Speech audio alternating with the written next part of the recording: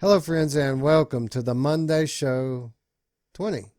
I'm your host, Wes. With me, as always, Ruuts. Ruuts, we had all the madness, right? All the madness that came with the holidays. Then we had that balls to the wall week of content that we put up on the channel here.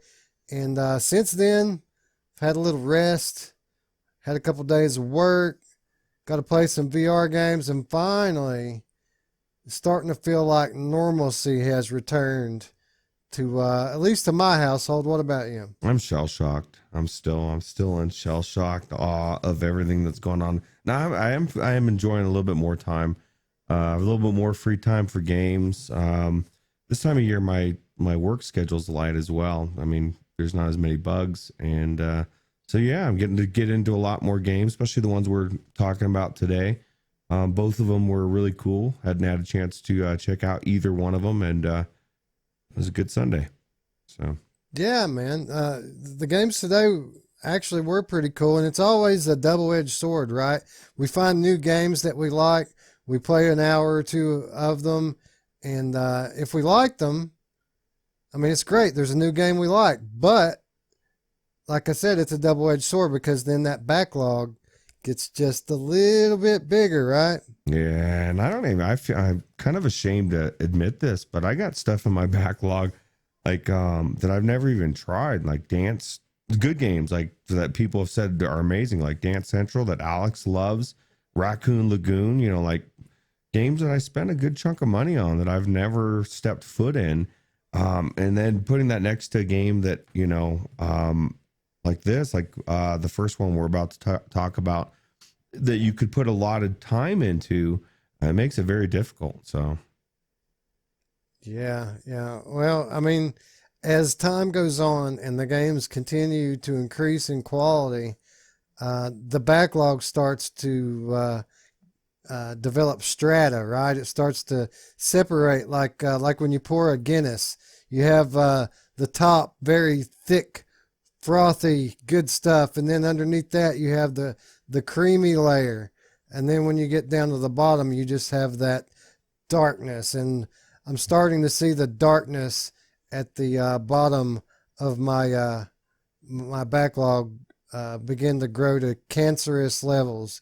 So we may have to cut our losses on a few of them. yeah, I'm at the point now where I want to make a list. I want to start shoving some games off of my to-do list, because let's be honest, and I've said this before, just because I put a game in my system and I try it doesn't mean I need to finish it. Like, if anything, it needs to prove to me that it's worthy of me actually finishing the game. And as the games get better, it's going to be harder. So Well, we're going to just have to bite down on the old mouthpiece, grind our teeth in, and do a backlog report, or two or three of them, even if we have to like squeeze them in on the Sunday show instead of the Monday show, or watch me calling it the Sunday show, the Saturday show.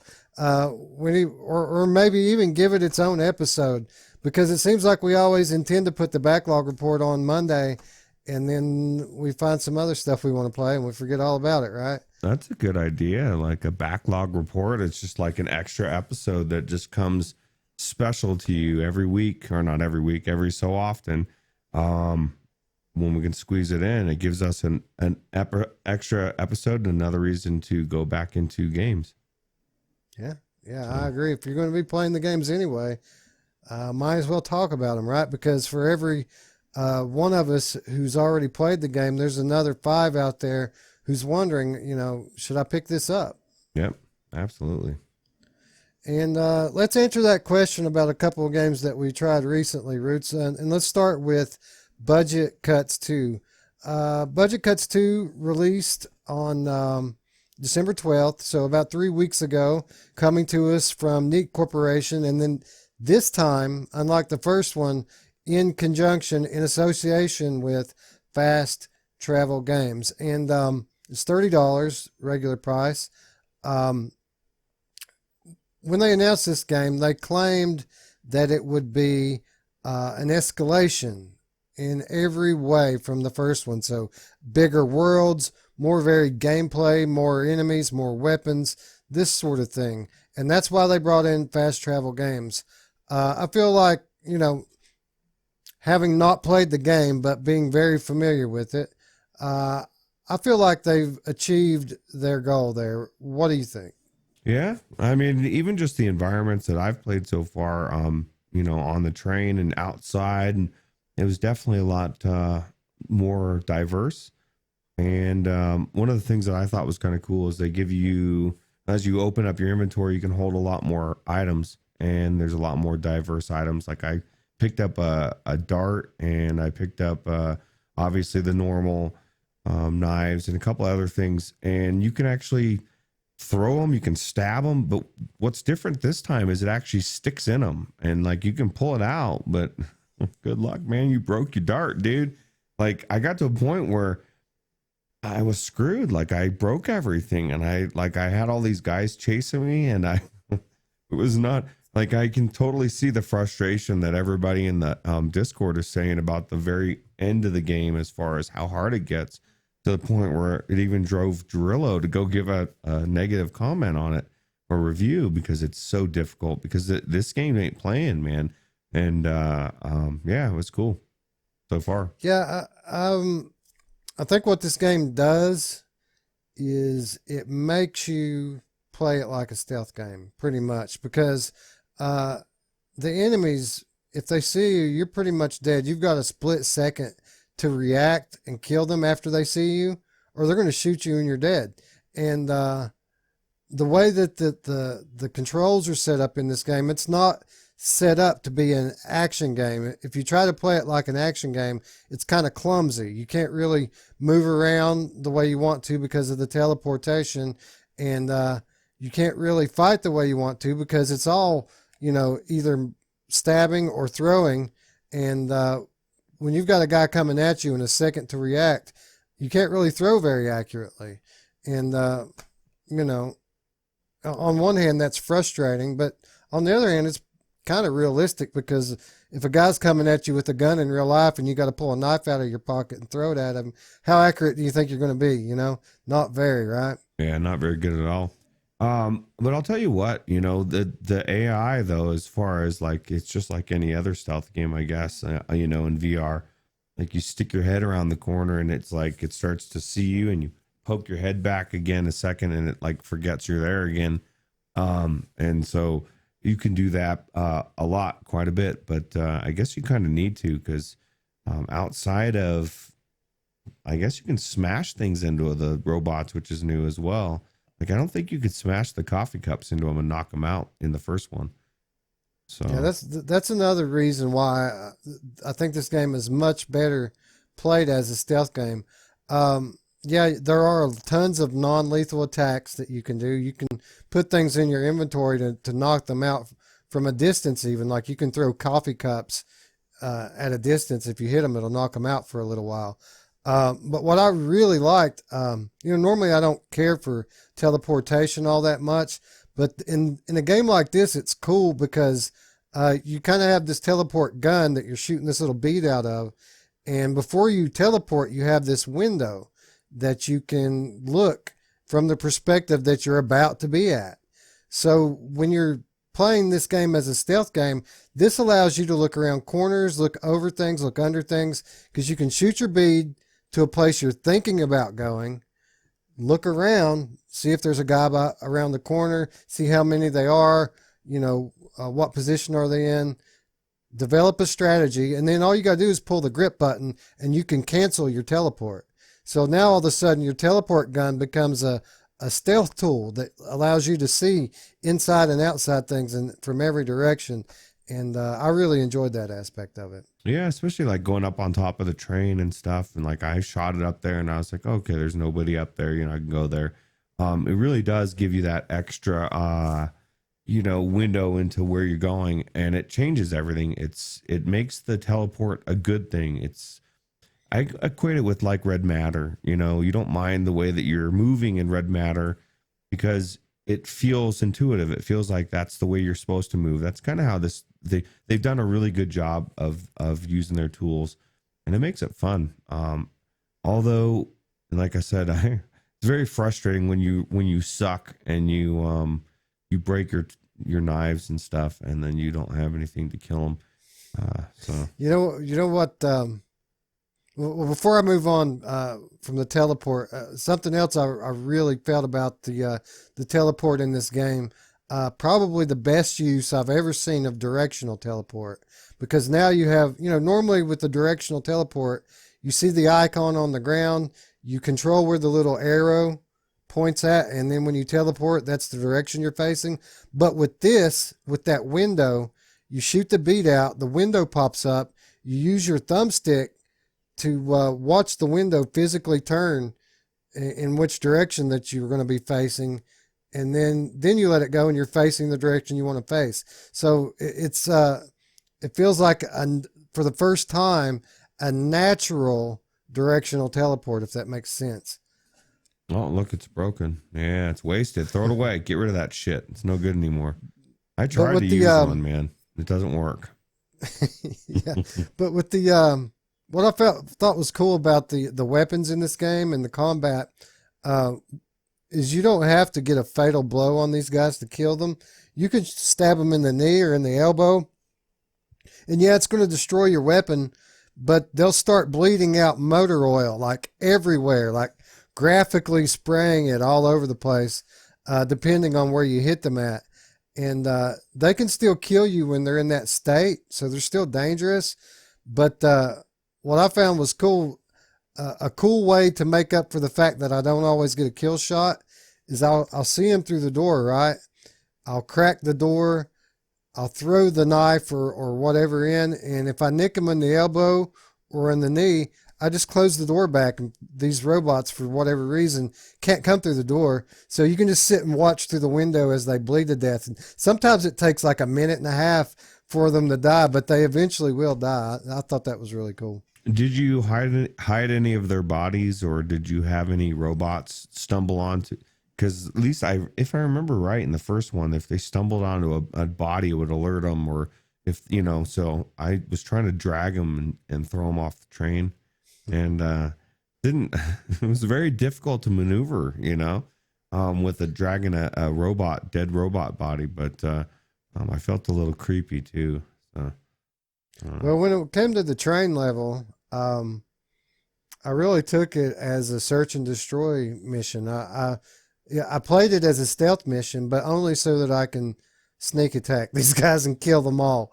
So like I checked every car looking for weapons and looking for enemies.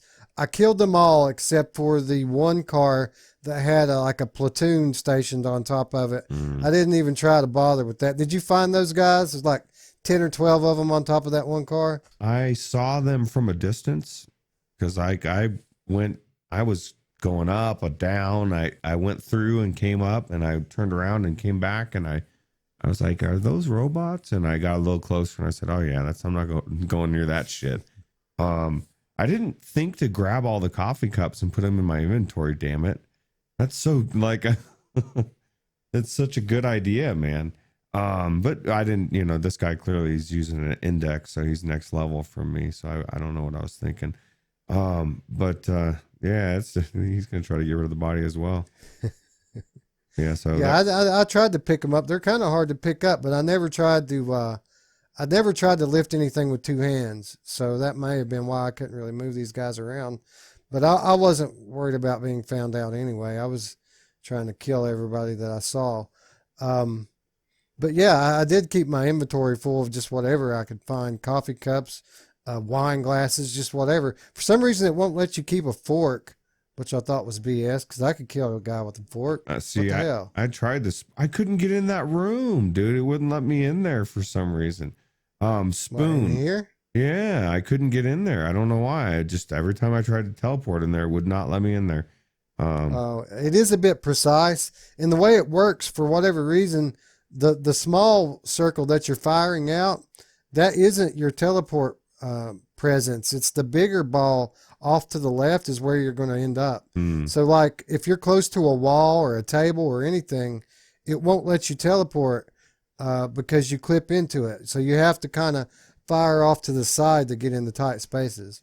Now, did you kill all the robots, Wes? Did you kill this I guy? I killed a few of these guys before I realized I Uh, didn't have to. yeah, that's one of That guy specifically, I let live though. He didn't die. that's the heartbreaking part about that you didn't know from not playing the first one is you're killing these robots and then you realize, oh man, these are nice robots and like he just wants to serve you a drink, Wes. I don't know why you killed him, dude. And that first guy died slow too, buddy. He died slow from a stab wound to the knee, and he begged for his life. He did not want to die. What a bummer. Well, you know, that's what he gets for being. Oh, that guy died real easy. Yeah, it's crazy. Yeah, I knocked the bartender out like 4 or 5 times with wine glasses while I was trying to see if I could find something dangerous in there to kill the bad guys with. Why would you But, mess with people, man? That's not nice. yeah, I know, right? Taking that Ruuts mentality in with me. Yeah. I've learned. See, it's all good. Yeah, he's all nice. Look at him. He just wants to serve you a drink. Also, something else I noticed in this game, I saw 2 or 3 T-shirt worthy posters that I would like to wear on my body. Did you notice some of these funny posters that they had up? I didn't notice any specific posters. I did notice some. I thought that everything looked really good. But yeah, tell me about your poster, your most one. I'm trying to think. Well, there was one in the bathroom just there that said "You can do it," and it had a robot giving you a thumbs up, which I thought was really cool. Well, that's just that's location, right? Location based humor. Yeah, right. It was in the bathroom. You can do it. There was also in the train station. There was a poster of had a robot hand and a human hand coming together, and it said "Robots and humans, best friends forever." Oh God! And yeah, I thought it was funny. That is funny, especially since the first thing that they literally tell you when you get in the game is that robot telling you you're a piece of shit or whatever he tells you that, you know, you need to not come over here or we're going to kill you. You know, you stay over there in the human Right. zone. So, well, I made sure that those guys, they get no tacos. I ate every taco in the taco stand.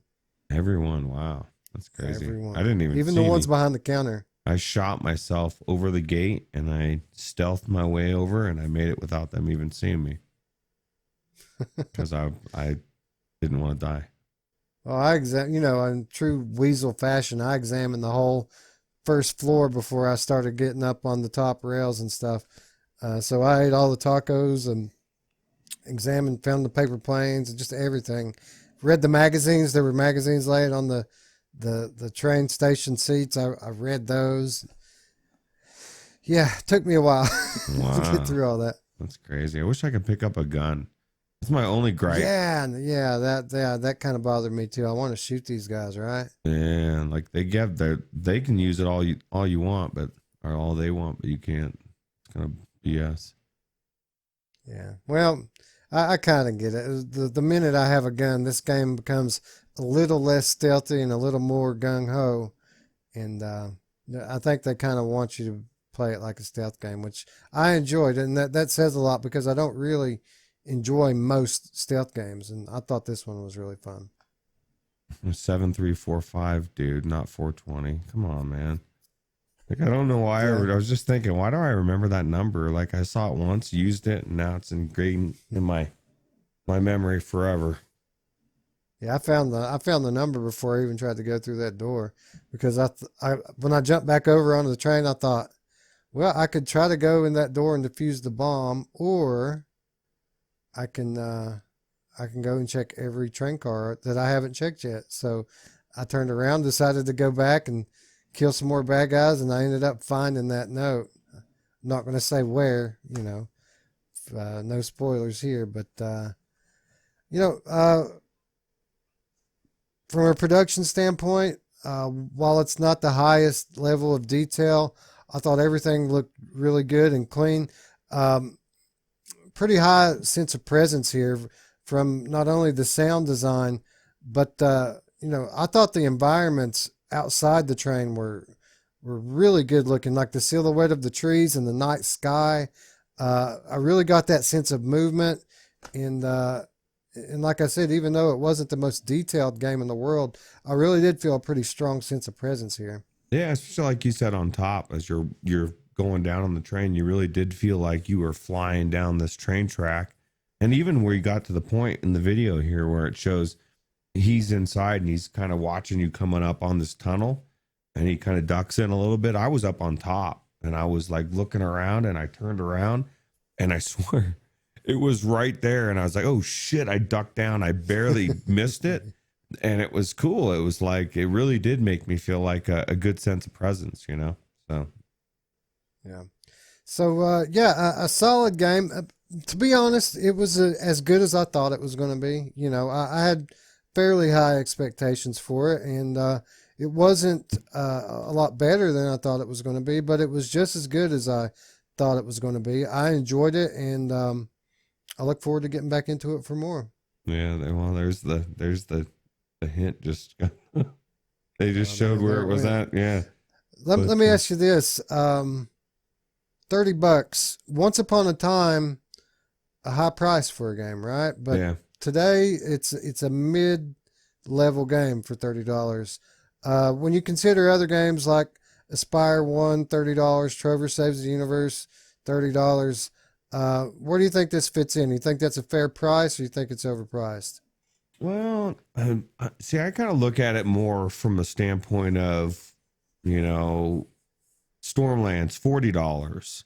Asgard's Wrath, $40. You know, 30 is pretty close to 40, you know.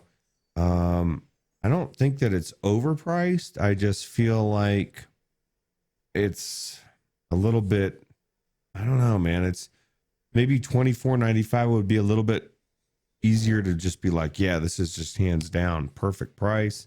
I think it's a little bit too priced for where we're at now. But it is a really solid, good game. So, you know, if you like stealth games, so far it's probably the best stealth game I've played in VR so far this year. Well, actually, I guess it's 2020, so that's not really saying much, but Game of the year so far. yeah. Budget cuts too. Now, you know, value propositions are always hard to decide because value is different from person to person. I'll say this: the quality of gameplay is good enough that it could be a $30 game. I really need to see more. It really depends on how long is the game, how does it hold up? Do I you know, right now I'm compelled to go back and play more. Can it keep me long enough to make me want to keep going back and play through a longer campaign? So if it's, you know, 6, 7, 8 hours long and it makes me want to play through it that long, then sure, I could see this being a $30 game. If it's your standard 3, 4, maybe 5 hour game, maybe 25 is a bit more fair. But at this point in time, at this early stage of me checking it out, I'm not offended by the $30 price tag. Yeah, no, I was thinking when I was playing it, it's like right up your alley with the puzzles. And, you know, that is one thing I remember differently in the first one. There wasn't as many puzzles or puzzle types, you know. It's like, I just thought it was kind of cool defusing the bomb and, you know, everybody just watched it. So you're going to be right up there with where we're at. So it's cool. That's not that much. I mean, we were only in just a short time to get through that first level, right? Right. Yeah. So, I mean, from what I've read in the Discord, it's actually a pretty long game, several hours. So, I don't know. That's good. That's good. I played a little bit into this level here, and then I didn't want to keep Ruuts waiting, so we called it a day. But I didn't, as has been the case with many of the games that I've played lately, I didn't want to stop playing it. Asynchronous. Yeah, we need to do it. Yeah, I agree. So speaking of games that I didn't want to stop playing, the other game we tried this week was Theta Legion VR. And like Budget Cuts 2, I had pretty high expectations for it. I thought I would like it. But unlike Budget Cuts 2, this game surprised me. It was better than I thought it was going to be. Roots, how did it live up to your expectations? Yeah, same. I mean, I thought, even I was watching the trailer with my son and he was like, yeah, it looks okay. I said, nah, you got to look at it from inside the headset. It's one of those games it's going to be very difficult to see how good it is. So I right off the bat, in the Oculus tool tray, I super sampled it to 1.5. And then I went in and I noticed that there was in-game super sampling as well. And so I kicked that one up to 1.5 and I turned everything up and I turned that water, which you saw that was all shimmering or whatever. And dude, this game, it looks amazing and it ran amazing. 80 frames per second was solid. And I couldn't believe that I was able to crank it up that much and still have it look amazing or run amazing. And I was just impressed with what I was saying last week. It's one of those games where, it looked so good. It made me feel like I'd kind of gotten Tron style sucked in like Flynn into the game. And I was now into this video game from the 1980s. It just looked really good. Yeah, I agree. I could tell from the trailer that it was going to look better than most of these style of games look. That's kind of what initially drew me to it. But you're right. I did the same thing. 1.5 super sampling, like I do all of my games when I first start. That's where I always start at 1.5. And then I got into this thing, into the graphics options, and cranked it all the way up. And, it didn't even flinch. It was just beautiful. And the cool thing that I really liked about this game was they had a performance monitor that you could toggle on and off at any time. Did you use that very much? Yeah, I'm really obsessive compulsive about stuff like that until I verify to myself that it's not having issues. I just make sure that it isn't, it's just one of those things that people will say, well, I'll know if it's not. Well, that's when you start to feel sick and, I want to play for hours. So, Yeah, we're all different with that sort of thing. I'm kind of the if you can't tell, then it doesn't matter mindset most of the time. But I did check it in this game just out of curiosity, and it never even hiccuped. It stayed locked at 80 no matter what I did. I couldn't break it, so I thought that was really cool. Um, you know, Largely what I expected here. A retro play style, a retro art style, but a modern level design, modern lighting effects. Uh, Any of these games that I've played before, and admittedly, I haven't played every one. Like Mamefan, he's going to leave a list in the comments that you like this, you should play X, Y, Z, and the other thing. Uh, you know, the ones that I've played, the few that I've played, um, you could tell that they weren't intended as a VR game.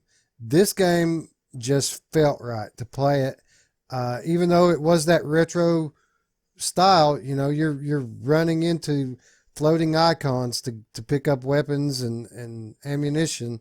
The enemies are running at you, going raw. Just like the old school games. It felt natural to run around in this world. If that makes sense, Roots. No, Does that make sense? oh, absolutely. And one of the best things about this is it didn't like pussyfoot around with Roots. It didn't hold my hand. It let me run. Like that was one of the things that I mean, you could just really fucking run fast, man, and zip around almost like Serious Sam style. There's not a limit, and man, those things shoot those balls. And I heard somebody saying this in Discord, and I didn't know, but they really do shoot fucking fast, dude. Like all of a sudden they're nailing you. And I don't know. I think it was Mamefan was saying that he thought that Wolfenstein was better than this, and I have to disagree. And maybe I haven't gone further in Wolfenstein, but this one just seemed more diverse. And the boss, I got to the boss. I didn't even know that I could switch guns, and had the pistol, and I kept dying. And then Wes was like, "Oh yeah, I killed him. I was down to 13%. When I finally started killing him, I killed him, no problem." I'm like, "Fuck, man, died 3 times, but it turned out I wasn't using that gun there. I was using the handgun, and it just wasn't cutting it, Wes. It was very disappointing for me. So Yeah, I imagine so. And it kind of makes me feel bad for you because the game only gets cooler after you get out of this little compound here. damn it. Um, yeah, yeah, you get to play. Well, never mind. I don't want to spoil the levels and stuff. Sound, not only 3D sound, immaculate, but the soundtrack was pretty rocking as well. Did you feel the same way? Yeah, just everything about it, I mean, the one thing that puts me off about this game, and this is the only thing, is the cost is like so expensive. Oh wait, no, that's it. $10, man. Like that's the thing, is that this thing is is so good for $10. I'd be like, there's no reason not to have it. And they just did, it just shows you what a good developer can do. And this is what all the indies need to do. They need to make something unique and outside the box, and just make it run well. And does everything. So Yeah, I agree. Speaking of good developers, this is coming to us from Garage Collective, December 5th. So exactly a month ago, pretty much, this came out. And like you said, $10. We've had some good $10 games over the last year. Freediver comes to mind. The Curious Tale of the Stolen Pets comes to mind. But those are all very focused, experiences. Kind of, they take place in a bottle. They're not very long. One of them is all about the swimming mechanic. The other one is an exploration game that's all about hitting you emotionally, but both very short experiences. And I don't know if this is a long game or a short game, but I played it for an hour and it didn't seem like I was anywhere near the end of it. So yeah, I agree. $10 for this, it seems kind of like a no-brainer to me. yeah, there's 9 levels. I thought I could have sworn I heard somebody say, or I read somewhere that they were adding more, and I could be wrong. Don't quote me on that. But, I only played, I played through the first base part of level 1, and it went to the second part where that boss is, and then died several times. And played over an hour probably. And I would imagine that there's got to be a solid 4 or 5 hours, I would imagine, in here. That's just a guess. I played, I can't remember. I probably played a couple more levels than you did in my hour, and I don't even know if I died. I might have died one time in it. It wasn't that hard as long as you're careful and you use your cover. That's very important. I think that might be a kind of another thing about this playing like a VR game. It makes you use cover because, like you said, these guys, when they fire on you, it is quick. You can't just stand there and wait and try to dodge it. You have to try to fight from a distance, try to fight from cover, and that's the way I normally play anyway. So I guess I was kind of well suited for it. There's a lot of ambushing going on too, man. How many times did you run into a room and then all of a sudden you hear, ah, and and you like turn around, there's shit hit, or those balls are hitting you. But yeah, no, man, this is one of those games that I didn't think I was gonna like it as much as I did, and I'm already thinking about it just watching this. I want to go back in now. One more question. I was thinking about this as I was playing.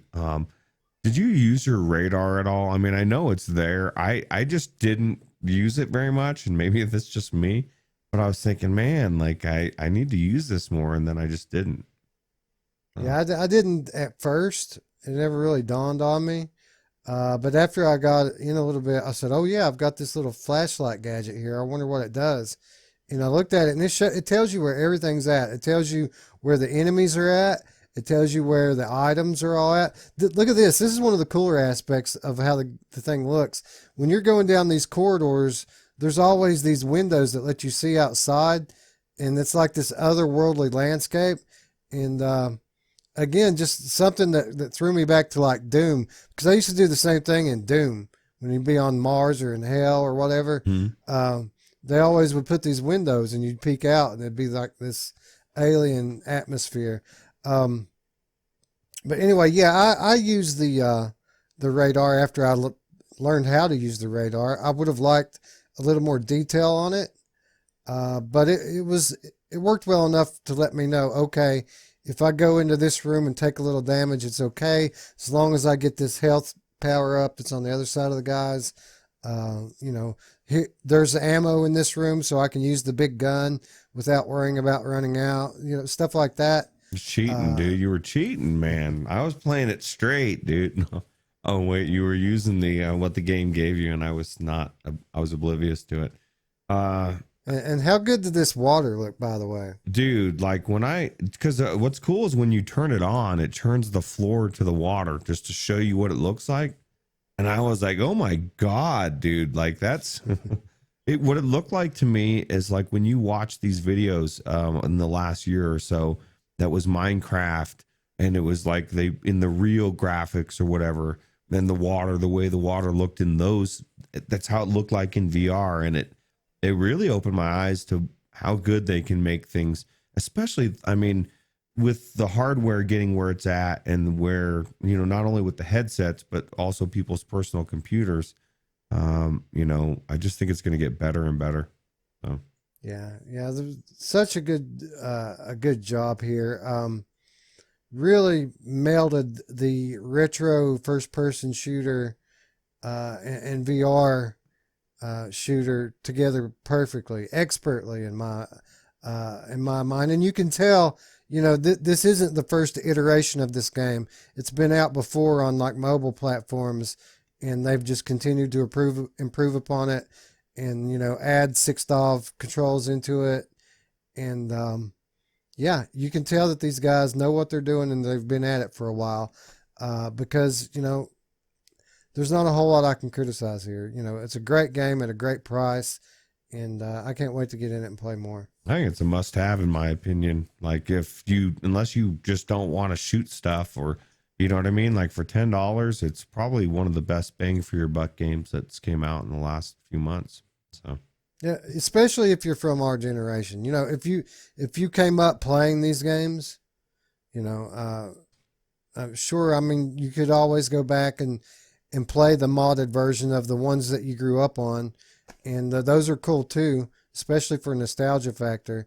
But like I said, my experience is those games still kind of feel like a flat game, where these or this rather feels like a VR game, even though it plays and looks like an old flat game. Yeah, because you've actually got environment that's out there that's designed for you to duck behind, and enemies that are strafing around shooting you in a way that you need to duck behind stuff. So even though like something like Wolfenstein is really cool and it's amazing and it's nostalgia and it was done so well and it's free, it's just missing that element, you know. It's like almost missing 3D, even though it's not, if that makes sense. I don't know, but yeah, well, there's still some that I need to try. I need to try the Doom mod. I haven't tried any of the Doom mods.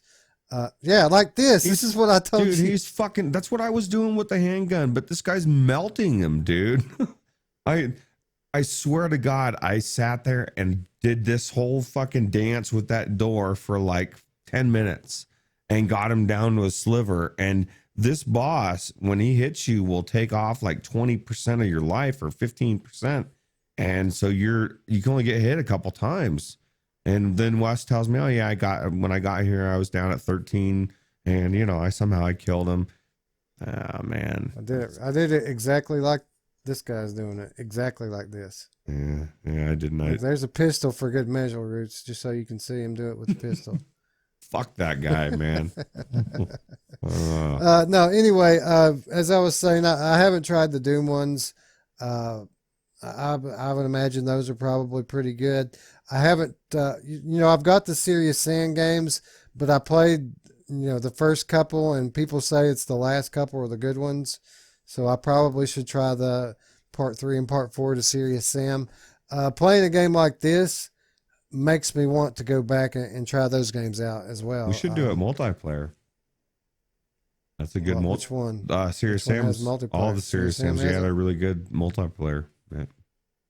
Yeah, that would probably help. I played the first ones and I thought were cool, uh, because of the sheer volume of enemies.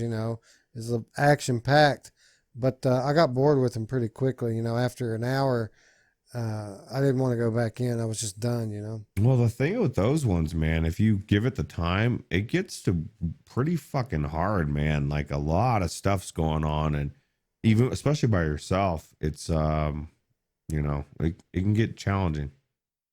So, That's cool. I'm down for a challenge. You know that. yeah.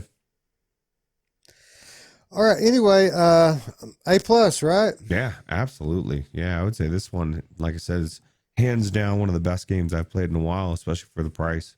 So, Yeah, especially this genre, like these retro shooter games.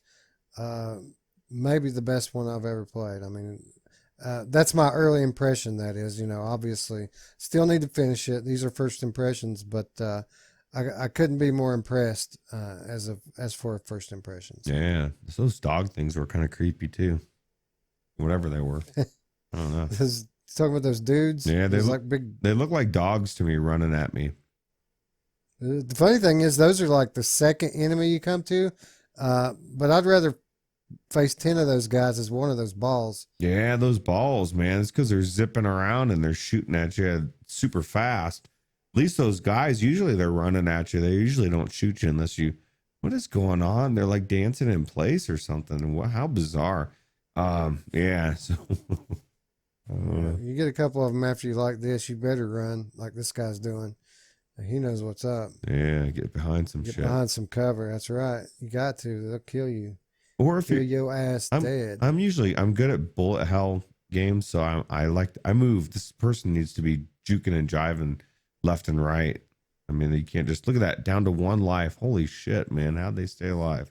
Crazy, crazy. Expert gameplay is what that was. Yeah, That guy knew. He knew exactly how many health he had and how to use it. he got it down to one on purpose. Yeah. All right. Anyway, yeah, you like this sort of thing? Pick this one up. Shit, maybe we'll do a gameplay. I'm definitely going to go back in and play it. Yeah. All right. So moving on. Okay, so over the last week, maybe 10 days, we've done a pretty thorough job, not only of looking back at 2019 and all the great games and hardware that year brought us, but looking forward into 2020. We've looked at a lot of the investment that's come into VR, a lot of the hardware, some of which is being shown off this week in Las Vegas at the CES show. So I thought we'd take this opportunity on the Monday show to kind of look ahead at the upcoming year in games. What games do we know are coming? Because obviously there's a ton of games that are going to come out this year that we don't know about, but there's a ton of games that we do know about. They kind of fall into two categories. They're the games that everyone knows about, that are super excited for, that people are thinking about and talking about on a daily basis. And then there are other great games as well that have kind of fallen under the radar in recent weeks, and games that you may have forgotten about. So let's start with the former. Let's start by talking about some of the games that people are looking forward to the most in 2020. And I think when you start looking at the games that people are looking forward to the most, we all know what's first and foremost on that list, right, Ruuts? Yeah. That's a no-brainer, right? Yeah, it's the game of games. What is being held already as the major turning point in the history of VR, Half-Life Alyx. Coming to us from Valve in March, $60. There's not a whole lot to say about this that hasn't been said, right? Yeah, except for we can't get there soon enough. Man, I'm waiting for this game. This is one of my highest anticipated games of the year. Mine too. And the funny thing is, Neither of us have ever played Half-Life, or you did recently, right? You played a little bit recently? Yeah, I played a little bit of Half-Life 2. I found out how much of bastards those guards are, as they're always shoving me around and hitting me with their sticks. And even for an older game, just the mechanics were next level. And I'm excited to see what Valve will do with this game. Like people like Gerillo are just like, man, this is going to be the best game ever. It's one of the biggest fans of Valve that I know is Gerillo, to be honest, and it's rubbed off on me. I'm ready to play this game. Yeah, while I haven't played the Half-Life games before, I wasn't a Half-Life fan when they came out. I do know the history and I know the significance of those games, and that alone is what really excites me for Half-Life Alex. With the other two Half-Life games, Valve used them as an agent for change within the gaming industry. And logic would serve that if they're doing a Half-Life game in VR, after 12 years of people waiting for it, that the change that they're bringing about this time might be VR itself.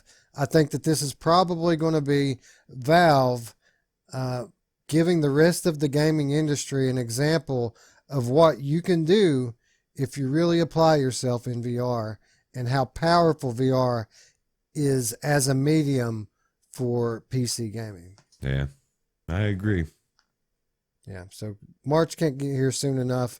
Or it's easy to say March can't get here soon enough, but then again, let's let March be in March, because I'm pretty content with what's coming up in just a few weeks here in January, because one of my most anticipated releases ever is The Walking Dead Saints and Sinners. Now, Ruuts, I've said it many times on this game, I'm a huge Walking Dead fan. I knew about this game being in development from even before I even had a headset. This game is one of the reasons that I decided to get a VR headset, because I knew that this day was coming, and it's only 3 weeks away. Yeah, and when you think about zombie games, at least in VR in the last couple of years, you have the shooting, you've got the zombies coming at you or whatever, but there was never the story, at least not in the way that this one is going to be. And we've even talked about it off the show, how we kind of feel like, and maybe even on the show, we kind of feel like this is going to change the way storytelling's done in VR. This is going to be a game changer in the way that, it just looks like it's going to be next level in every way. Yeah, I agree with everything you just said. Specifically when it comes to, VR zombie games, Arizona Sunshine was great for its time. Killing Floor Incursion and Contagion, both very good games. But, Arizona Sunshine's always been the standard. And what that game lacked was not only depth with the storytelling, but with the environmental scavenging. They gave you enough to make you want to look around for ammo, but that's all you could find. An occasional gun, some ammo. They didn't tell a story with the environments. They didn't tell a story with the characters. It was just you and the zombies pretty much. And I feel like the Saints and Sinners is going to, everything that was a weakness in Arizona Sunshine is going to be the strength of this game, if that makes sense. Yeah, I agree. And I just keep thinking about how much I love Telltale stories, and just how that to me it seems like that's being brought into this because of some of the people that work for them, and just the way that you can alter your story. I'm really intrigued to see.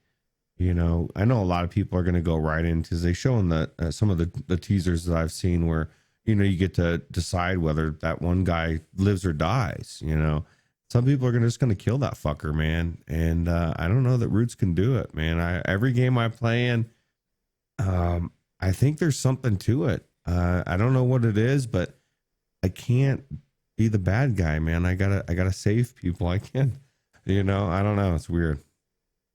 Yeah, well, I'm willing to bet that that guy, he's no saint himself. And what any apocalyptic narrative, uh, any good one anyway, does to you is it allows you to see that not everything is black and white, and most things aren't black and white at all, that there's shades of gray in between with all of this. So I wouldn't be shocked to find out that that guy's uh, done his share of crime to these guys that have him captured. Wes is already killing. He's already killed him in his mind, dude. He's gonna go in there. He's gonna fucking Dead. blow That's it. a dead man. Oh man. No, but yeah, what you're saying here absolutely true. It's going to give us something that's rather uncommon in VR, story-driven games, and that's replayability. You're going to play through this thing once. Your choices are going to affect the storyline, if it is how it says it is. Obviously, we haven't played it yet, but if it is as it appears to be, you're going to be able to play through this game 2 or 3 times and get a different experience each time. And that has a lot of value. And it needs to have a lot of value if you're going to charge $40 or $50 for a game the way that they're charging for this one, right? Yeah.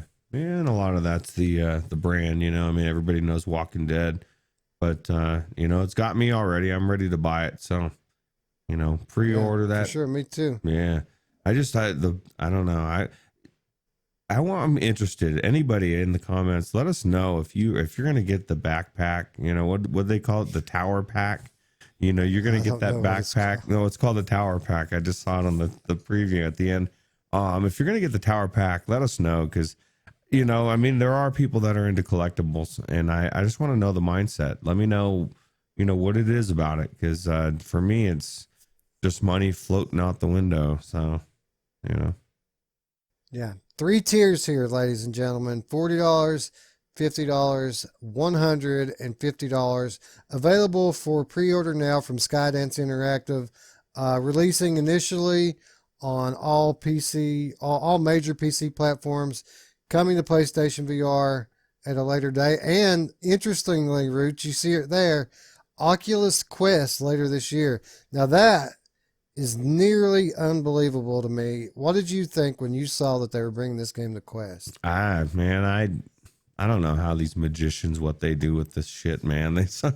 You know, at some point, I don't even care. Just fucking make it work. I'll be amazed, you know, because yeah, there's so much to this. How do you put it on the Quest?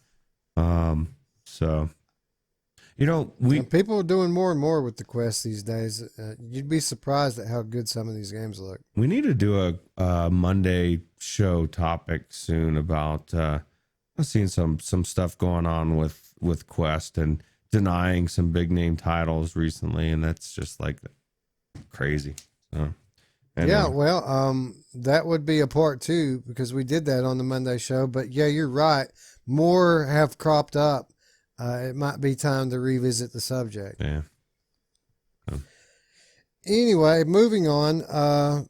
So we've got Half-Life Alyx. We've got The Walking Dead Saints and Sinners. I mean, that's already, you know, 2 heavy hitter titles confirmed for 2020. What about Medal of Honor Above and Beyond? You know, with Half-Life Alyx being announced, this one has kind of fallen under the radar a little bit amongst, you know, the bigger games. Not as many people talking about this one anymore, and I don't understand it. This game looks tremendous, in my opinion. I think people forgot, Wes. I think there's a lot of people out there don't even know this is coming. You know, people that maybe just got into VR in the last month, 2 months. They're like, what? Medal of Honor? Are you kidding me? There's a Medal of Honor game? You know, people don't realize this. Medal of Honor was the Call of Duty before Call of Duty was, you know. So I think that if they do this right, it can be an amazing title, and I'm really psyched to check it out. Yeah, Medal of Honor franchise known for situational gameplay. So you're going to be put into a lot of different scenes, a lot of different gameplay styles. You're going to have to think on your feet to make it through. Generally story based and generally rooted in history, which I think is a really, really cool thing, right? Yeah, and that's one of the things that I would hear a lot of people complain about this probably is, you everybody wants, like I said, a Call of Duty in VR, and this is the Call of Duty story version. How there's always a campaign, and they'll get to the multiplayer eventually. So Yeah, yeah. Well, they did say that there are going to be multiplayer modes in this. We don't know what that's going to entail, but for as far as Call of Duty goes, Call of Duty is good at doing its one thing. But when you talk about a game like Medal of Honor, this is going to be orders of magnitude more diverse in terms of gameplay than Call of Duty. This is going to have puzzles. It's going to have first-person shooting. It's going to have stealth missions. It's going to have all kinds of different gameplay, and I think that's great. I like games that give you a lot of different stuff to do, and especially coming from a team like Respawn, you just know that this is going to be one of the best games we've ever played in VR. It looks badass. Yeah, looks amazing. Yeah. So coming later this year, Medal of Honor Above and Beyond, definitely one of my most anticipated games of the year. All right, moving on to a one that we're again not far, just right around the corner. February 28th brings us Marvel's Iron Man VR. This is coming to us from Camouflage, the team that brought us Republique, and it's already available for pre-order at $40. Ruuts, this game, like Medal of Honor, gone quiet over the last couple of months as far as new news, new footage. But what we did get from this later in the later part of 2019, every time we saw more of it, I got more hyped for it. And whereas initially I just thought it might be an okay game, it just keeps looking better and better and better. And now I'm really, really pumped. I think that this has a lot of potential, even as a move controller game. Yeah, I'm kind of psyched for it. The biggest thing about this that made me psyched about it is the fact that everybody that's tried it walked away with really good things to say. And a lot of these games that come out were blind until they drop. No one's came out. No one's, this has been at several different displays, correct? Where people have got to try it, not awards. I don't know what the fuck they're called. The shows and stuff. Yeah. So. Yeah, it's been at a few trade shows. And yeah, everyone who plays it seems to be very impressed with it. They say that this is a PlayStation VR game that plays with move controllers, but it feels like a PC VR game. It's got perfect tracking. It feels like it's 360, even though it's a single camera setup. And most people that have played it, including our good friend Gamertag VR, said it was phenomenal. Just great experience. Yeah, another reason to have a PlayStation VR. So yeah. And again, just right around the corner. PSVR's got a few solid titles announced for 2020 already, but none of them quite on the level of Marvel's Iron Man VR. I think this game looks outstanding. Yeah. All right. From there, we go to an Oculus exclusive, Lone Echo 2, coming from Ready at Dawn, rumored for Q2 this year. I know that it's very far along in development at this point.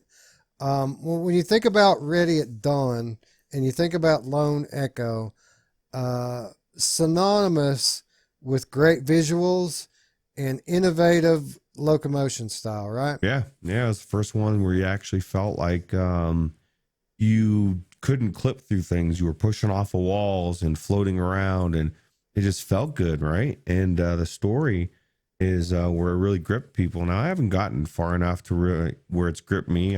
We were just talking about it a little while ago. I spent like an hour and a half groping Olivia, and I missed out on playing it, and I kind of drifted past it. I need to go back and I need to play this again, because it's like Farpoint, right? You said that there's an event or a moment where things change. kind of like the same thing here. Everybody says there's something that happens and everything changes, and I haven't reached that point. I'm just a fucking robot that gets told to go do a bunch of shit, and I'm like, man, I don't want to go do more chores for you, bitch. You know, so, excuse my language. But yeah, I just, you know, it's just one of those things that I want to get back into it because I know there's more to this thing, and I want to try the second one. I want to finish the first one first. So Right, right. That's the thing, right? The second one's coming. So what are you going to do? Just pick it up and without finishing the first one? No, of course not. And here's what I can say about Lone Echo. You know, it's been out for a few years now, and I don't know if I, to this day, can think of a better looking human character in VR than the ones that are in this game. I mean, this thing looks about as real as I've ever experienced, and it holds up even today, right? did you just call Olivia a thing? She's a human being. She's got feelings. Did I say a thing? I'm pretty sure that I didn't. I do think that, you were but talking about the game, but yeah. anyway, even with the high level VR games that came out at the end of 2019, I feel like Lone Echo, and especially the human characters in the game, graphically hold up even today, right? Yeah, yeah, actually, and it looks really next level almost. You know, and LA Noir was ahead of its time, and when they brought that into VR, I thought that looked amazing. But yeah, I think that the facial models of of her as well looks really good. Ahead of its time. I mean, it's hard to believe that they were doing this years ago, and I think more than anything, that excites me about the sequel, because if they were doing this kind of work, then what kind of work are they going to do today, right? Yeah, and what did they add to it? I'm kind of excited to see. You know. Well, they say that the gameplay is more expansive, that it's not, you know, the first one's more like an interactive movie, Mm. and this next one's supposed to be a little more game-like. Yeah, and I guess when this one first came out, it was everyone was getting into VR, and so they were really showcasing just doing stuff, you know, using your hands. And by the time I played it, which was like 6 months ago, I had already figured out how to use my VR hands for quite a while, you know. Well, you really learned how to use them in this game, right? On Olivia. Yeah, yeah. Well, I was telling you, one of the funnest things is like when you grab on her and she like drags you around and you can just hitch a ride. It's cool. So what's worse, Roots, to refer to her as a thing or to treat her like a thing, buddy? I think probably treat. You know, saying is one thing, right? All right, but Lone Echo 2, definitely one of the top most anticipated upcoming releases. You know, anything that you can tie the word Oculus exclusive to has got my attention right off the bat these days. Yeah, I mean, it's definitely got developers or the people working on it and the money put behind it. So Yeah, for sure. Another big name title coming up that we're looking forward to in 2020, After the Fall. After the Fall coming to us from Vertigo Games, rumored for Q2 as well. You know, another progression from the Arizona Sunshine zombie shooter genre, but looks like a bigger, more expansive world. And the coolest thing I think about this is up to 4-player co-op, right? yeah, which is very different, right? In VR. I mean, they want to, anytime you get up to 4 people, usually it's fighting against each other. I want to play with some people, man. I want to play against the computer. You know, we need to join against this AI right now before it gets out of control. We're heading there. But no, yeah, 4, that sounds amazing. And look at all these zombies, man. This is probably my most anticipated zombie game after Saints and Sinners. And especially, this is kind of reminds me of what I've said I was hoping Valve will do with Left 4 Dead. And this will be a good thing to tide us over until then. Yeah, I think that I think you're going to, if you took Arizona Sunshine and you crossed it with Evasion and then threw it in a freezer, I think that you would get this game. I think that it's going to take the zombie atmosphere of Arizona Sunshine, and it's going to be a little more arcadey, kind of like Evasion was, with the tons of enemies coming at you, some bigger ones, some smaller ones. It's going to get to the point where it's difficult to beat some of these levels without help from friends, like Evasion, and again, just put it in the freezer, freeze everything over like this, nuclear winter or whatever, and then you have After the Fall. And while it might seem a bit like a cliche recipe, I think it's going to be very effective. I think it's going to be fun, and that's really all it needs to be, right? Yeah, it looks really good. So it's on my list of games I'm looking forward to anyway.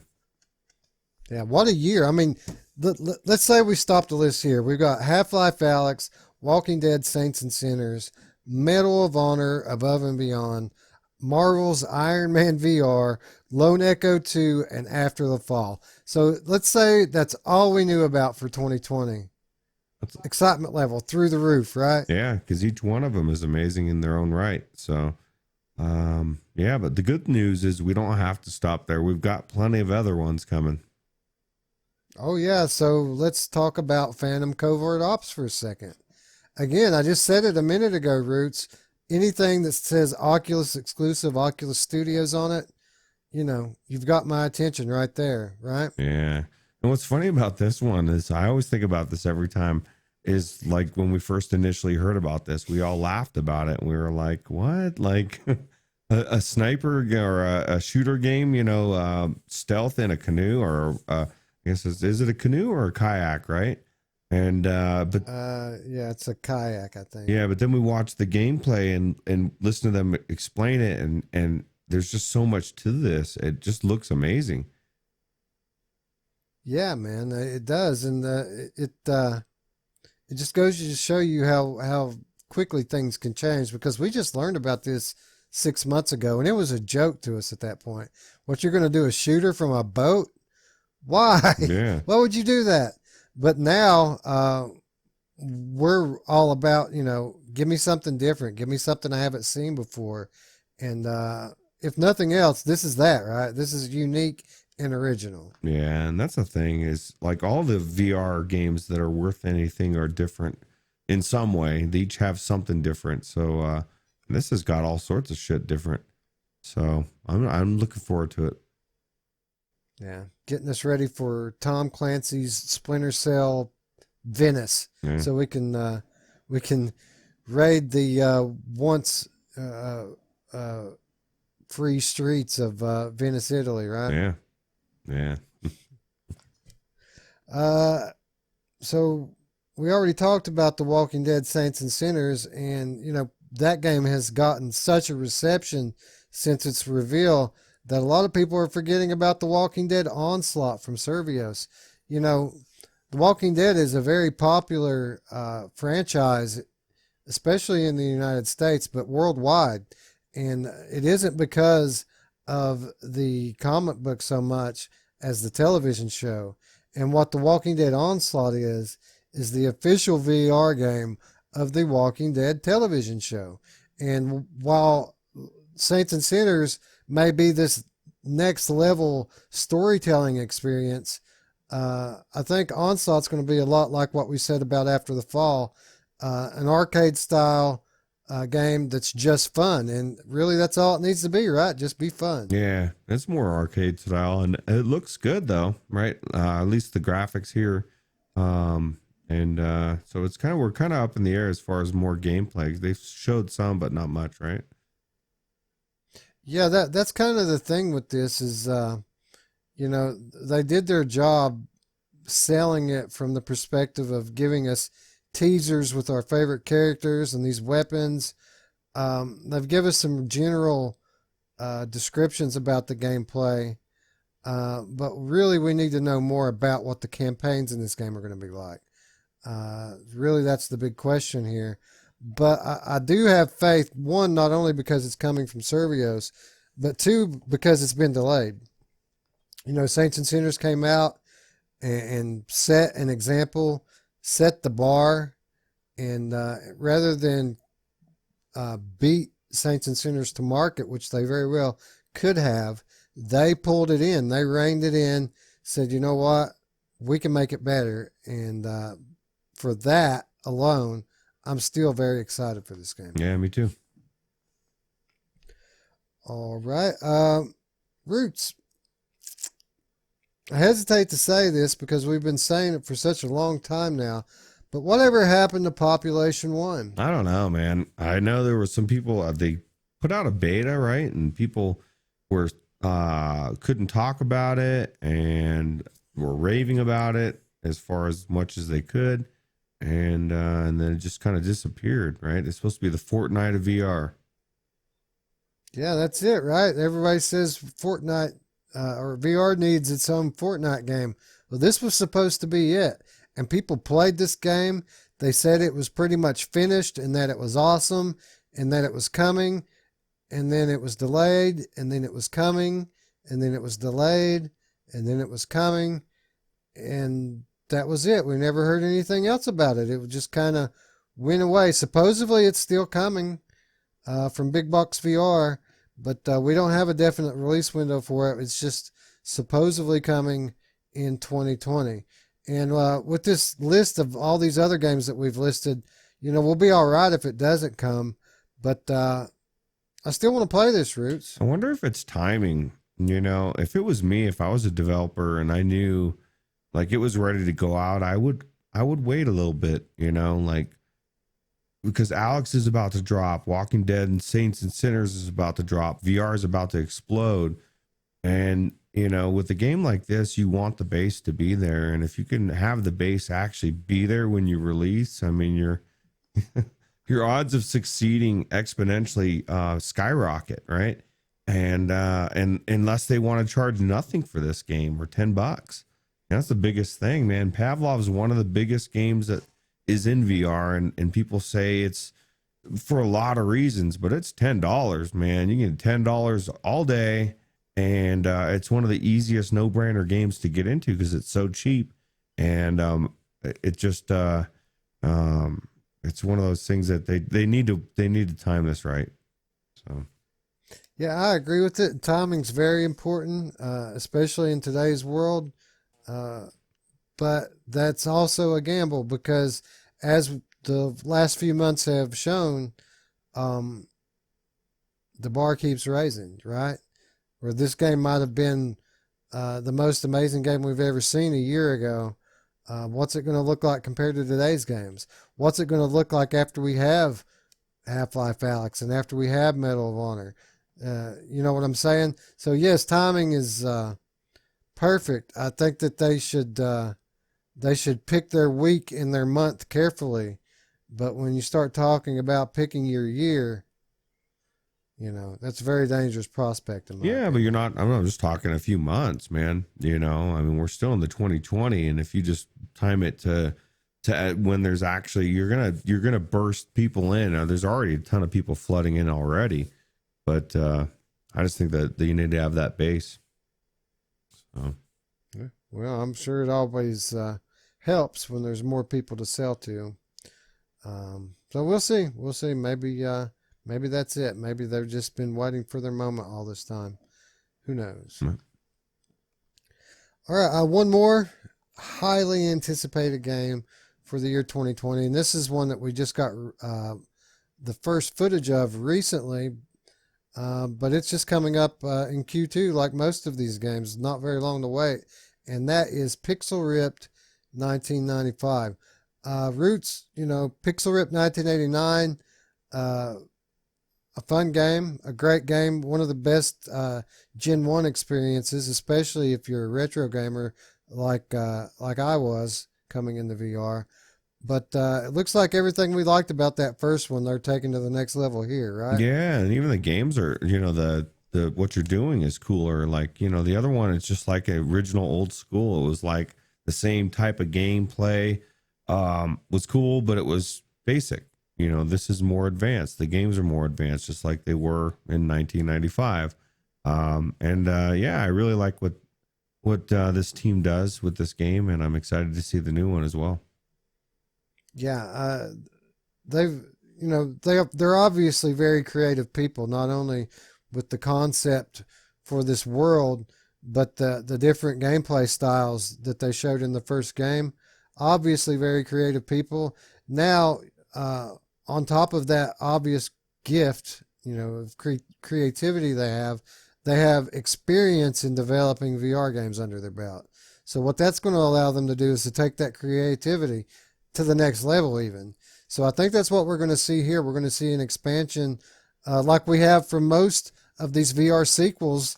We're going to see more of what we liked to the nth degree, whereas the first generation was kind of a demonstration. The second generation going to be a full-fledged blockbuster game, and I think that certainly is going to be the case here. Yeah, for sure. All right, well, there you have it, folks. 10 bangers for the year 2020, the ones that everybody keeps talking about. These are the games that come up time and time again when you ask people, what are you looking forward to in this next year from VR? These are the ones invariably that people bring up. Okay, so there we have it. 10 games that should make any VR fan excited for the next year. But Ruuts, what if I were to tell you that there were 10 more games that we've known for a while are coming that have kind of gotten tossed to the side and maybe not talked about as much as they deserve? Awesome games.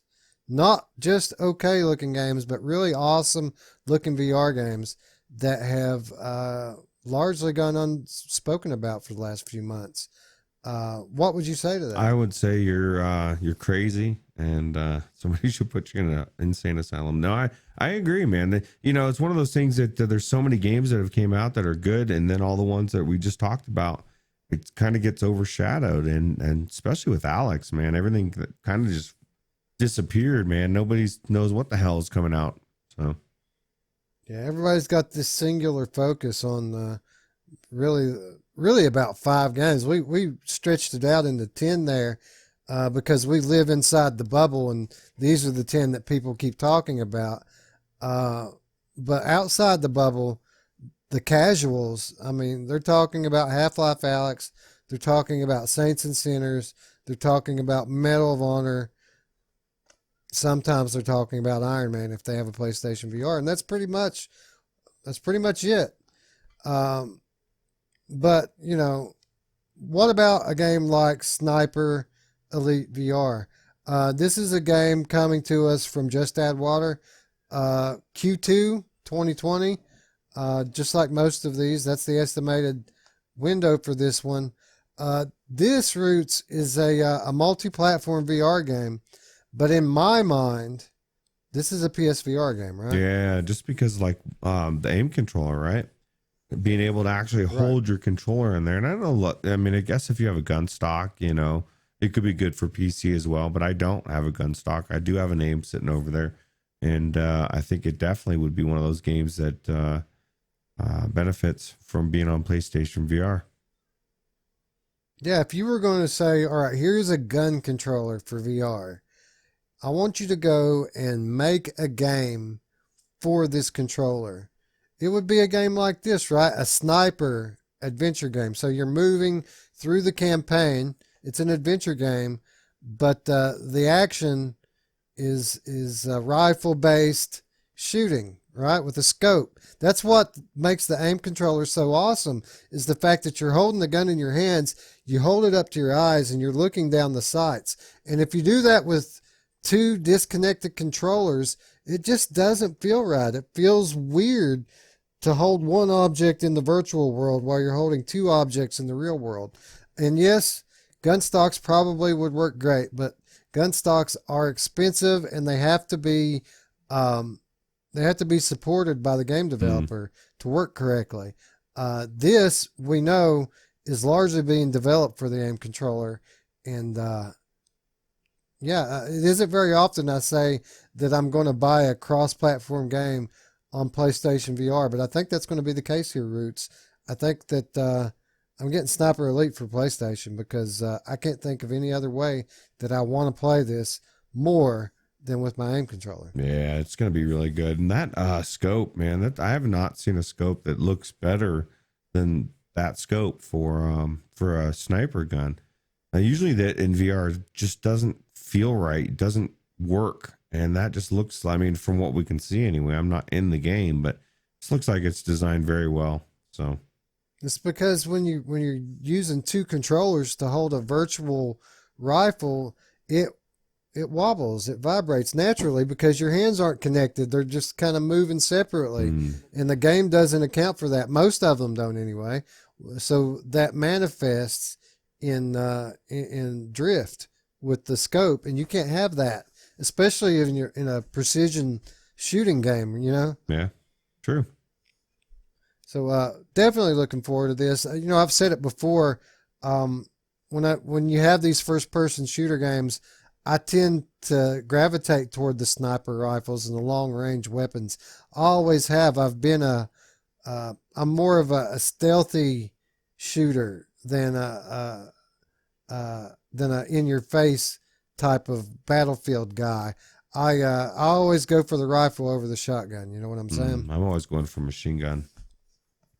I want rapid. I want multiple bullets because the first 5 that miss you, the next 5 will hit you. Well, see, that's the difference. I don't miss. Yeah. So. One to the dome. One to the dome's all it takes. And you don't ever know that I was even there. Oh God. It's like this game was made you're for having you, you're having your cigarette on your patrol, and then you're just dead. You didn't even know that the guy was there. That's how Weasel does it. Yeah, Weasel just came and killed your ass. Damn. See you in the next life, bad guy. See you in hell. All right, speaking about seeing people in hell, Undead Citadel.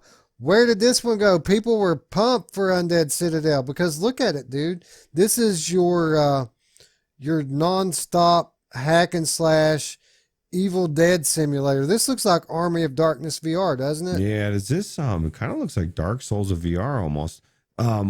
Is this a story based or is it just I mean, that looks very amazing, right? Kind of looks like what was that arena one we just did recently, but not an arena.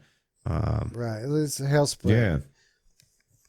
Yeah. This looks like. I mean, I'm sure there's going to be some loose story to it, but this game's going to be all about the action. It's going to be very linear, arcade-based hack and slash. Fun. It's going to be all about the gameplay in this one, I think. Wow, looks amazing. Yeah, it makes me want to play it. Let's do it. It does too. And again, this one was kind of sold during E3 as being a PlayStation game. I mean, it's a cross-platform game, but when we saw that footage from E3, that was supposed to be PlayStation footage, and it was just next level looking stuff. Wow, that's crazy. It looks amazing. Yeah. I agree. It looks like a very simple game concept, but the combination of the high pace action gameplay and the beautiful looking graphics, I think is going to make it a fun experience. So looking forward to this one a lot, actually. Yeah. One that kind of just came from out of nowhere, from being completely off the radar to being one of the year's most anticipated releases, Vertigo 2. I never played Vertigo 1.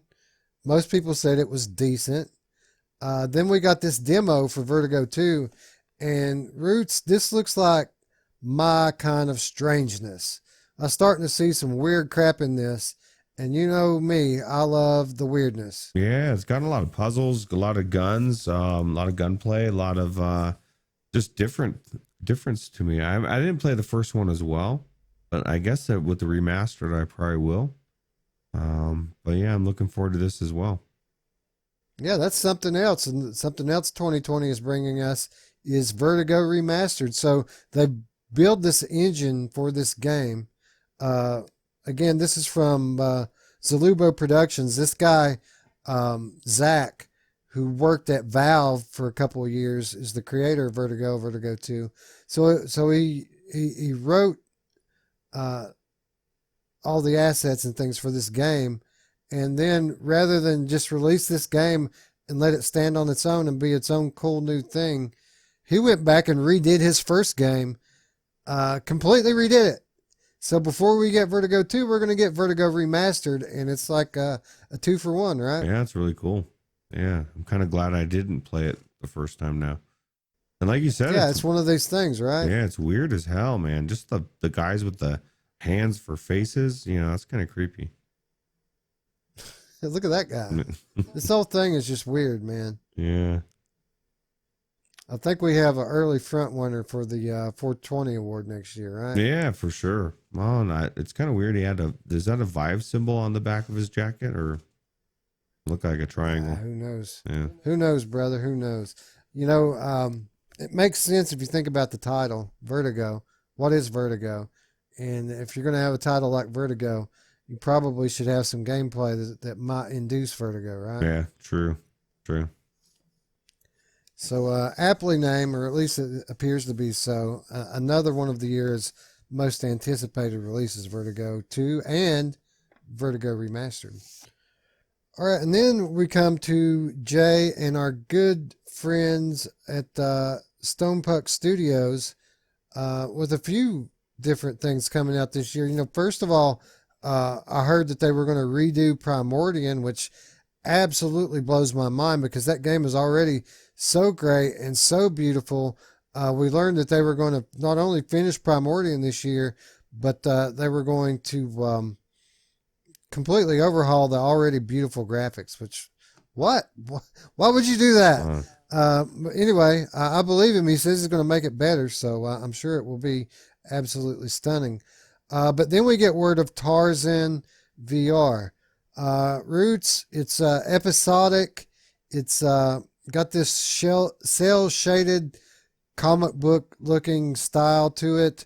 The jungle is very reminiscent of Primordial, just this vast junglescape for you to live in and explore. But unlike Primordial, we get to swing from the trees, brother, and fly through this thing like George of the Jungle. Yeah, man, pretty excited here. What about you? Yeah, just anything that brings back nostalgia to your childhood is amazing. I don't know, man. I remember Tarzan just from being a kid on TV, the actual TV show. And I just think I'm really excited to see what they're going to do with this because I don't know much about it except for it's Tarzan and Stonepunk Studios. And we know Stonepunk, like you said, does amazing things with their games. So it is exciting to see and kind of psyched. Yeah, me too. The gameplay is going to be kind of arcadish, and I do think that the game is going to be released in episodes. So, like, we're going to get episode 1, and from what I understand, we're going to get it fairly soon. This is a Q1 release for the first episode of Tarzan VR. I don't know how long it's going to take for it to progress, but not long before we get the first episode, they continue to promote this thing more and more heavily. I'm seeing more and more of it. The more I see of it, the better it looks, and the more excited I get for it. So this one's coming soon. Oh, cool. Okay, Ruuts. Well, we have Primordial, big, awesome jungle game. We've got Tarzan, big, awesome jungle game. But when I think about the upcoming titles from Stonepuck Studios this year, I don't think that I'm as hyped for these two as I am for the Disciples of Dawn. This game we learned about back in E3 this past summer. And, we didn't get much. We got this one very stylized, artistic trailer. But this looks like it's very story-driven. It looks like it's very dark. And you know me, I love the dark games. And this one has an ominous feel to it. And if I had to pick one Stonepunk game that I'm really looking forward to, it would be this one. Yeah, this one kind of, for me, it's the Disciples of Dawn. I was thinking vampires, or it's showing the big moon, maybe werewolves. But what it really made me do is it made me speculate in my mind of what game I would really like to see. Now, before you balk at it, imagine a Twilight game and you can be Edward and you can sparkle. Now that to me would be like next level. But it kind of gives me like a Twilight vibe for some reason. I don't know, like up in the woods and stuff. And I don't know. It's weird. Dude, I barely know who Edward is. Okay. Oh. And I know for reasons that I'm not going to get into here, but it's not because I've watched these movies. But I do like vampires, and I do think that not just that a vampire game would be cool, but it's time for vampires to come back into culture a little bit. We need a good vampire movie, not a teeny bopper movie like Twilight, like a legit vampire movie, a horror movie, in games. And this looks like it could be it. Definitely some kind of game set a few hundred years ago. Definitely, you're going to be fighting some kind of dark evil in this game, whether it be vampires, werewolves, or even humans. It looks cool. It looks like a dark forest that you're going to be running for your life through, trying to get back inside the castle walls and not die. And I think that's it's very compelling to me. Yeah, I was thinking the same thing. Like you were saying, you know, it could be bloodsucker vampires or it could be human politicians sucking the blood out of you. Either way, it's still scary and unwanted. So, but yeah, yeah, I agree. Definitely a very highly anticipated game for me. I want to see more soon, hopefully. But Q3 is the estimation on this one. okay. So Stonepunk Studios not the only ones taking a darker turn. We're also seeing the same thing from Carpent Studios with their next release, The Wizards Dark Times.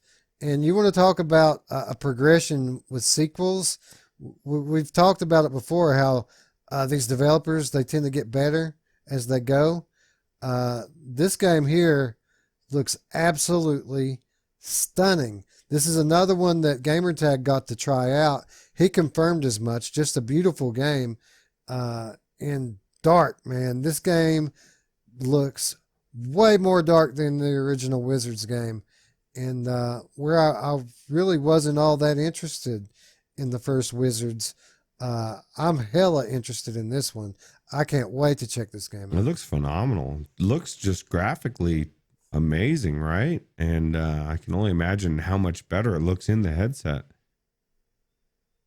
Yeah, it looks beautiful from this trailer, and you know, this is something we've noticed in even like not even the best games look great now. Like, you know, some of the biggest indie games that kind of fall off to the wayside are just beautiful. Like having great graphics isn't that special anymore.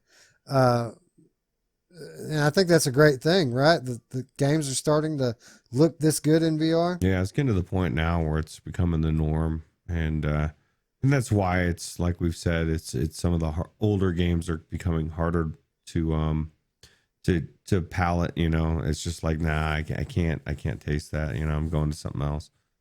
So.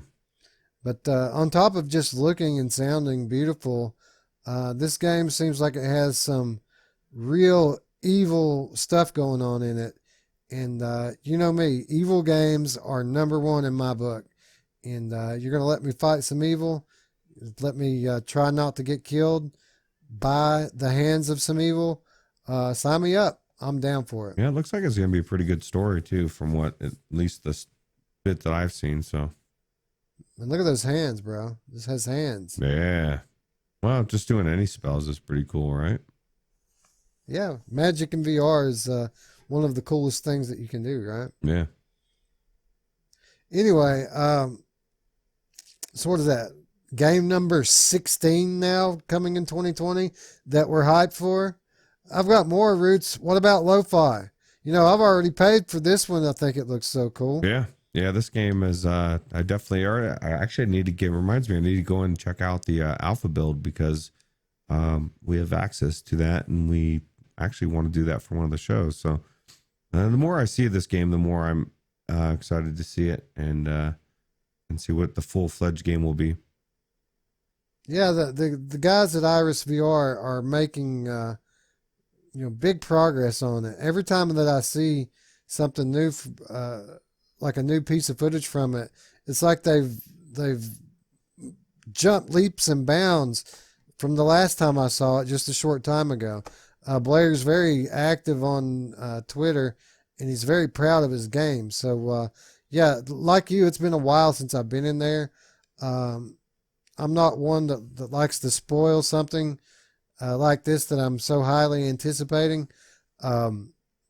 Very much, that is, but I am curious, and they've had enough time in it now that I would kind of like to go in and see where that empty shell that we saw just a few months ago has gone, right? Yep, absolutely. Because basically it was just an empty city before. There were a few characters in it, but they were just, they were just standing there. So I'm sure that this one's coming along beautifully, and it's one of the most highly anticipated games of the year, especially when you start looking into indie games, right? Yeah, absolutely. And it's Cyberpunk, there's no other Cyberpunk games coming out, right? Well, that's the thing.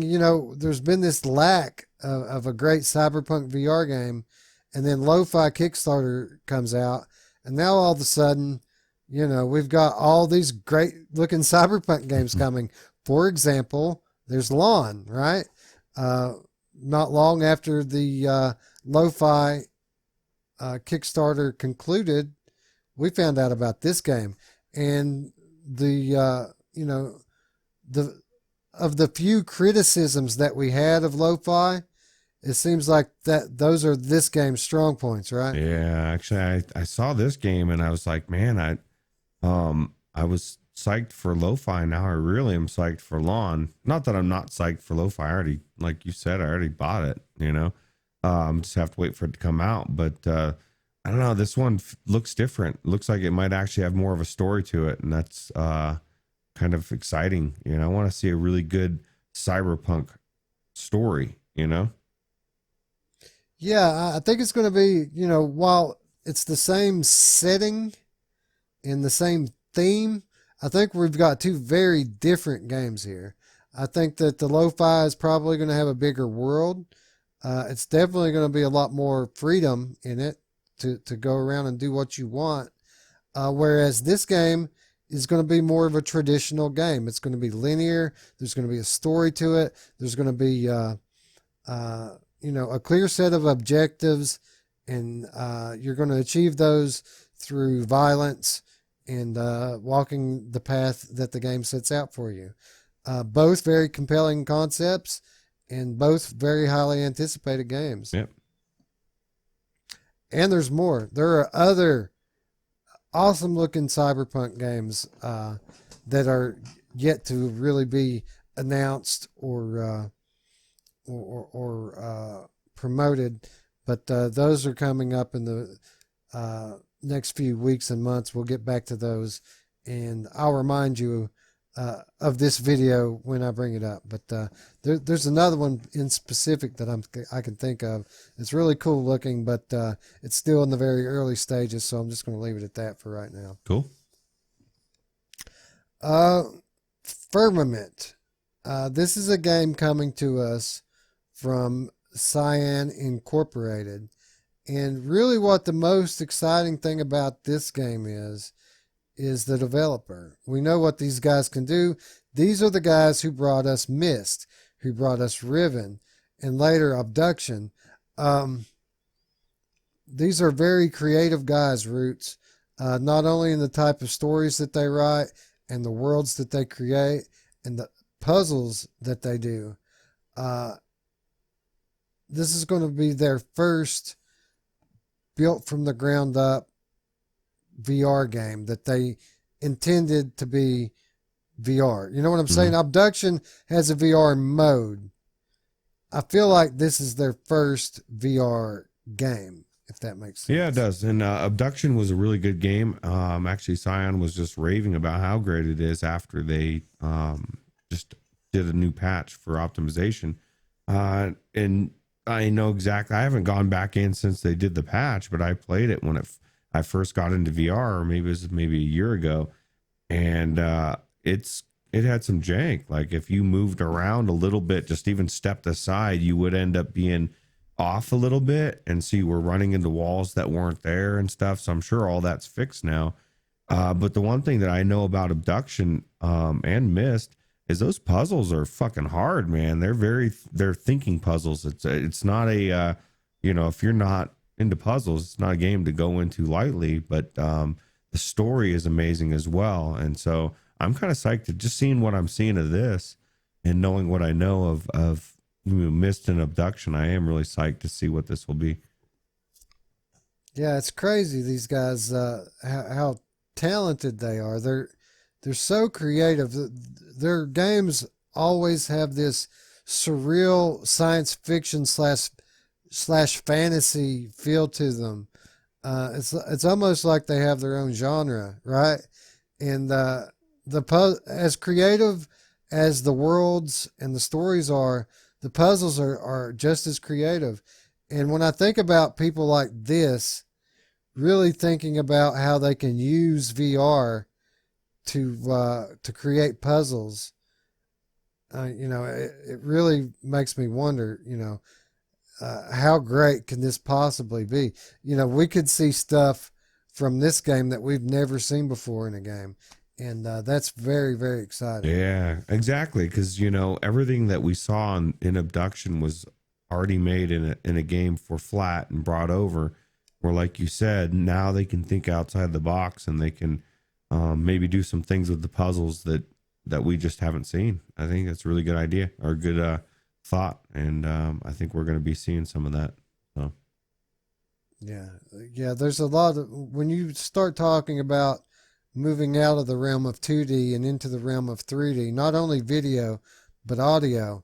Uh, you know, I just said it that's a whole other dimension that these genius developers have to play with. You know what I mean?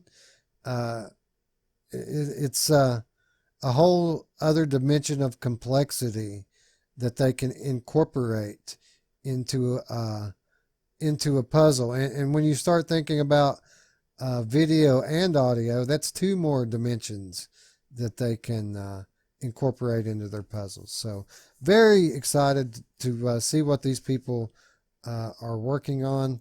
Hopefully it doesn't have the optimization issues that Abduction had, but I feel like they probably have learned from their mistakes, and like so many other second efforts in VR, like we've been talking about already in this episode, I feel like they're going to improve upon their first initial experience. yeah, I agree.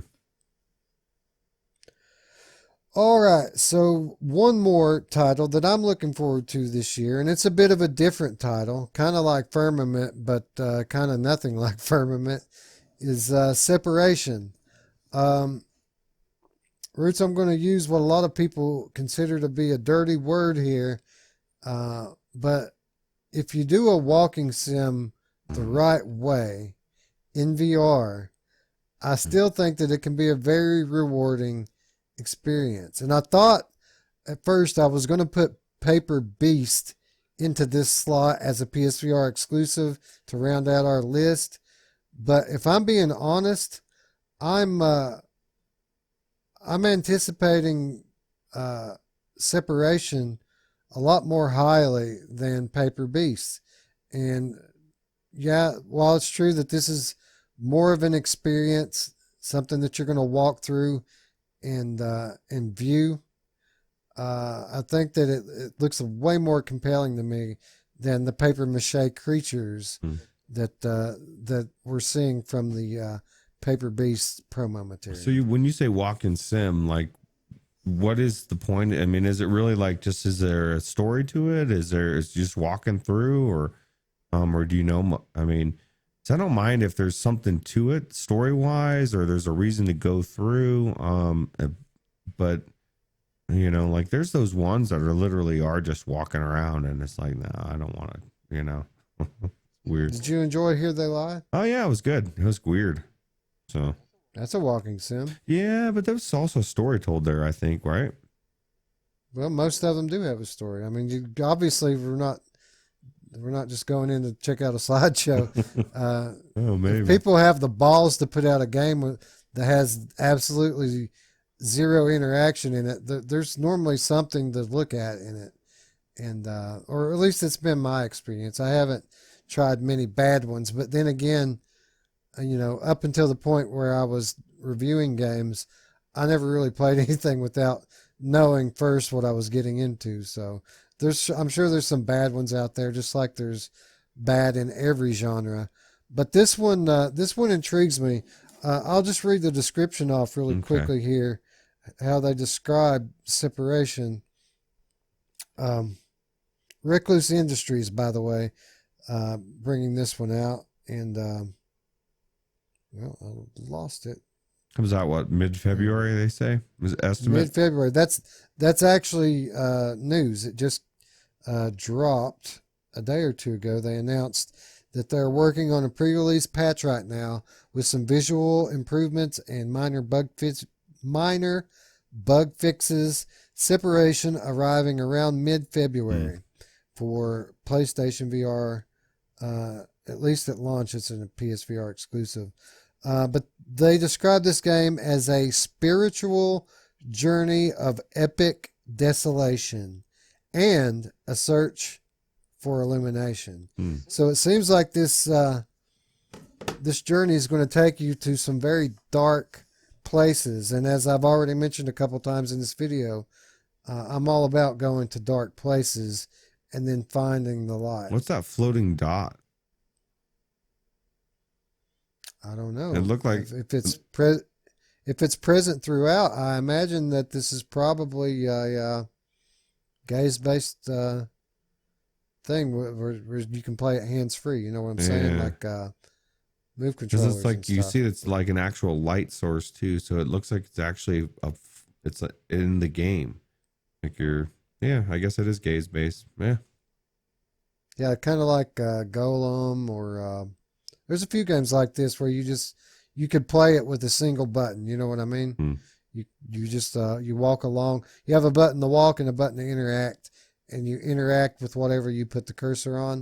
You know what I'm saying? Actually works pretty well for the move controller. Yeah, it actually does, and a lot of the time they let you have the option of whether or not you want to keep the reticle or get rid of it. So I just turned it off. Yeah, where'd it go, bro? Yeah, it's gone, man. Case in point. Oh, there it is. Oh, thank God. Whew, I was a little scared there. I thought it was gone for Where'd good. my little dot button? Yeah, Well, look, there's a glowing obelisk with lightning bolts coming out of it. I think we're going to have some stuff to look at here. It is a short game, roughly 2-hour journey here that we're going through. It reminds me a lot of Journey for Elysium, which I enjoyed. But I think it has potential to be even better than that. So I get to row down the river Styx, or no? I guess it's a totally different experience, right? I can't say. It looks like you're going to the ruins of the Epcot Center. Yeah, it does look like the ruins of a smaller Epcot, maybe. Yeah. Anyway, this is Separation. I just wanted to throw it in there because it's not only is it very different from most games on the list, but it's a PSVR exclusive, which is a rare thing these days. So they picked a great time. Be on the lookout for that. Great time to drop, right next to Iron Man. I guess. Now they're hopefully they have the good sense to come out a couple of weeks ahead of Iron Man. Yeah. So. But it's going to be one of those deals. You know, you always see these indie developers saying, "Oh, we're going to release on PSVR around this time." And then that's the tweet that immediately precedes the next tweet, which reads, "Damn, Sony QA making me fix this, that, and the other thing." And then 3 months later, the game actually releases. Yeah. Well, at least you got quality games out of Sony. So. That's true. Most of the time. Yeah, most of the time. Look, obelisks growing out of the ground. Everyone, each obelisk is lit, and it draws you closer to me. Oh, that sounds creepy. Who's me? I don't know. Is it George Washington? Yeah, maybe it's The Washington Monument was an obelisk. maybe it's yeah, it was. Maybe it was Ruuts. Like literally is me. I don't know. I doubt they're being drawn to me, but hopefully not. A little weird. Well, maybe they are. And it's okay if they are, just so long as they subscribe when they get Yes, here. yeah, you must subscribe and submit. If you are alive, you must subscribe. Mhm. That's what I say. That's right. That's what Johnny Cochran would say anyway. Yeah. All right, this thing is coming off the rails quickly enough. Let's go ahead and call it there. That was 10 more, we'll call it 10 more games coming out in 2020. And you know what, Ruuts? You know what the cool thing about it is? I could have kept going. I could have done 10 more. Yeah, and you know what the even cooler thing is there's 10 more. I guarantee that we don't even know fucking exist, like Westworlds and, you know, I would say Doctor Who's, but that sucked. But, you know, any game that just drops out of nowhere, you're like, what the hell is going on? That's what VR is. That's VR gaming for you. Yeah, it's funny you bring up Doctor Who. People keep talking about that game and about how good it is. And I'm starting to think that maybe we just played it on the wrong day, Ruuts. Yeah, maybe. I mean, are we literally the only two people in the world who had a bad experience with that? I've seen other people, but I don't know, man. I really think it's whether you were into the show and you've got nostalgia for it, you know. Yeah, I don't know, man. I'm starting to think that there may be room for another show on our channel, or at least another segment for second chance games that we thought sucked, but maybe we try them out again. That's a good idea. On the we'll let the audience choose. You know, we think this sucks. They know what we like and what we don't. Let them pick. What should we give a second chance to, right? Yeah. Why don't you let us know in the comments?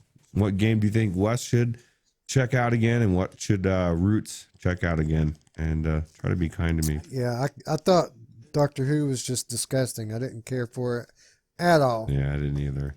That would probably be a good one to start on then, right? I just didn't care for it, so that's just me. Yeah, I didn't make it very far though. No, I've got to the a couple of the first puzzles, and I just was put off by some of the things, man. Maybe they fixed them, and maybe, like you said, maybe it was just the day. Maybe, you know, it was the best game ever, and it's a hidden gem, and we're missing out. So, yeah. So if that's something you guys are interested in seeing here on the channel, be sure to leave us a comment down below, or you'll find an invitation to our Discord in the description below. We're on there every day, both of us on there with our ever-growing community, always talking VR. Whatever the topic of the day is, we're on there talking about it. So come on, join the conversation. Pretty please. Yeah. Come talk to us. yeah, we're lonely. We're so lonely. And just for the price of a cup of coffee. Yeah, No, 15 cents. For 15 cents a day. Yeah. All right. So I think we have an episode there, Ruuts. What do you think? Yeah, I think so. And if you haven't subscribed, subscribe as well. Because like Wes was saying on our last episode, we actually are trying to get to 1,000. We are trying to strive for more subscribers so we can bring better content to you. So Yeah, that's the goal. That's the next big one. We want to get to 1,000. We want to do it in short order. So if you haven't subscribed, please consider doing so. If you have subscribed, spread the word. You know, like we've said it many times, this isn't our community, it's our community. You know what I'm saying? It's all of our community. And the larger we grow, the more access we get to the larger VR industry. So, yeah. So if you like this video, be sure to give it a thumbs up. Again, subscribe, click the notification bell to stay up with all of our content here on the Virtual Strangers channel. With that said, friends, we'd like to thank you for watching. And for Ruuts, I'm Wes. We'll see you tomorrow, friends. Bye-bye. Check you later.